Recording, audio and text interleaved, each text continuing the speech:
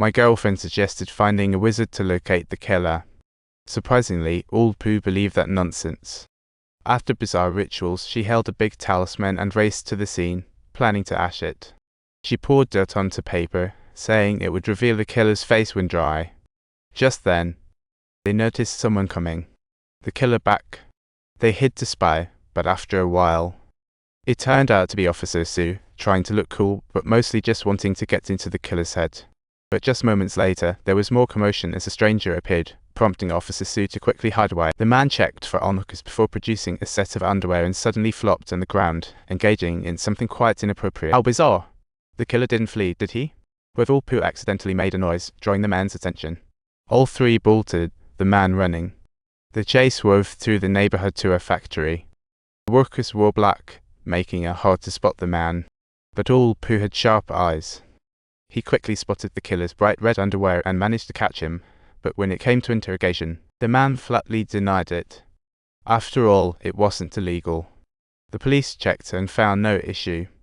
But old Pooh got back to his old tricks, trusting his gut feeling and locking the guy up without evidence while also trying out his memory recovery techniques. The poor guy, clearly tortured to the point of insanity, started confessing to everything in a daze, lamenting he randomly mentioned the school restroom, and Officer Sue suddenly remembered the rumors discussed by 2 female students that night. Curious to explore, she immediately rushed to the school to conduct an investigation, quickly finding the same girl she had encountered before.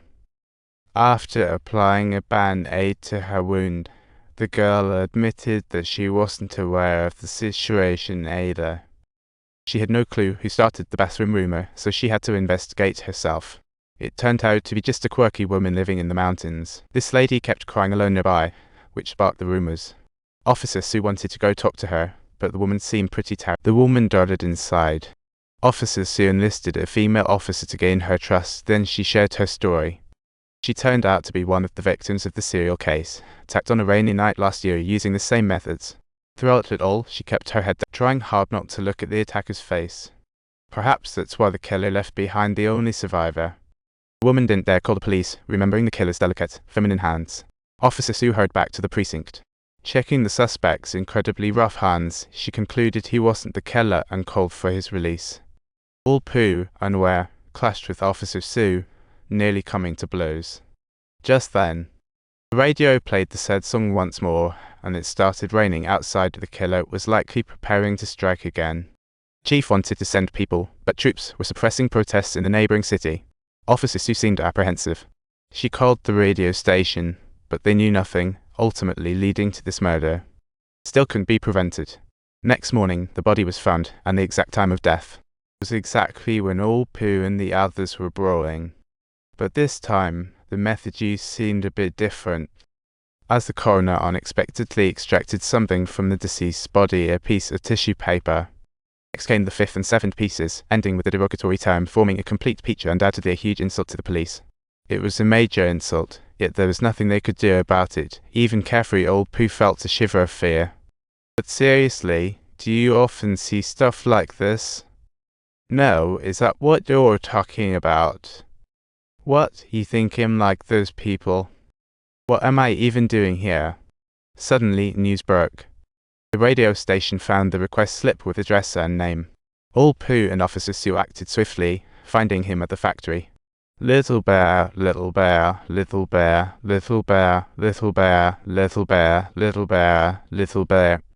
By hang, Pakai Kai is really different from the usual suspects. He was unusually calm. Officer Sue checked his smooth hands, matching the witness testimony. Based on the timeline, Pakai Kai started working here shortly after leaving military service, when the murders began. He admitted requesting that sad song each time, including last night, claiming to have listened till the end.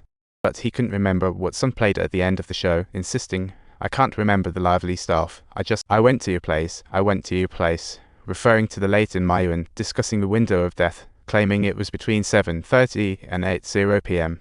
The kind of person you heard then, just ran out, don't kid around. Shut up. People like you, why aren't you listening?